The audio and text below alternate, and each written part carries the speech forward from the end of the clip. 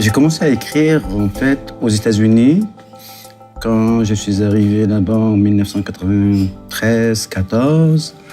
Et comme je suis un exilé, j'ai été comme obligé de sortir du pays. Je travaillais 6-7 heures par jour, mais le reste du temps, j'avais aucune autre activité.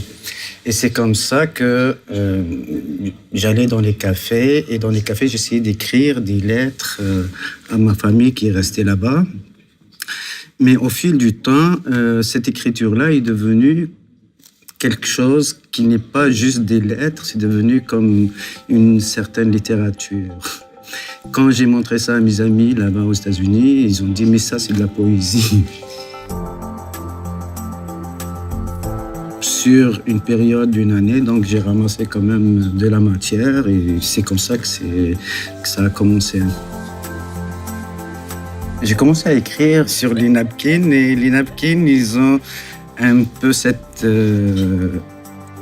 elle donne la forme au poème aussi, parce que c'est la forme physique de cette petite serviette qui fait un peu le vers.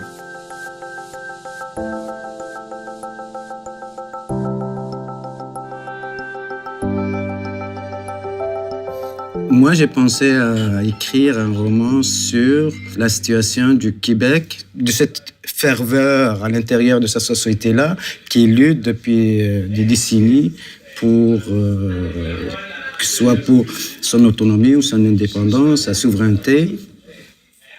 Et j'ai pensé à faire un livre qui va rendre un peu cette atmosphère-là. Ça va être un peu historique, mais tout ce qui tourne autour de la personnalité du Québécois. Le Québécois, il se cherche, il cherche un pays, il veut sa souveraineté, mais aussi il y a autour de lui des gens qui se posent à lui ou bien qui le soutiennent. Adèle réfléchit en silence, puis il s'enflamme. Et si j'insulte ta mère et ton père et ta nation et tous les aventuriers usurpateurs des terres d'autrui? Le juge le somme de se taire et ajoute 30 jours de prison pour outrage à magistrat. La résidence m'aide parce que je suis dans un milieu de création, disons. J'habite pratiquement dans une bibliothèque, donc l'atmosphère aide beaucoup. Donc j'ai beaucoup de livres autour de moi. Je fais beaucoup de lectures en ce moment. Et c'est accessible, donc tout est sur place. Je travaille uniquement sur ce projet-là, donc je suis disponible 24/24 pour faire ce projet-là.